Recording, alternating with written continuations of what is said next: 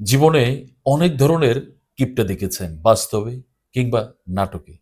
চলুন আজকে একটা বাস্তব একটা চরিত্র দেখি।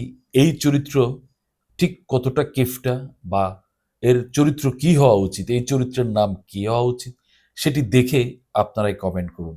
চলুন দেখি।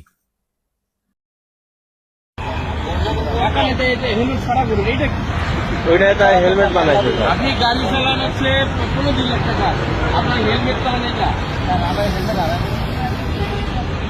এই ভাই একটা হেলমেট কিনতে লাগে 250 টাকা। হ্যাঁ তাই বলে আপনি এইটা মাথায় দিবেন? আপনি গাড়ি বিক্রি করে দেন, আপনি গাড়ি চালান কেন? আপনি যদি গাড়ি চালান তাহলে হেলমেট করতে হবে বাবা। সব করতে হবে, সব করতে হবে।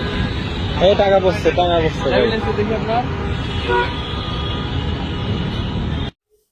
কথা হলো, হেলমেট পরাটা অত্যন্ত জরুরি নিজের নিরাপত্তার জন্য।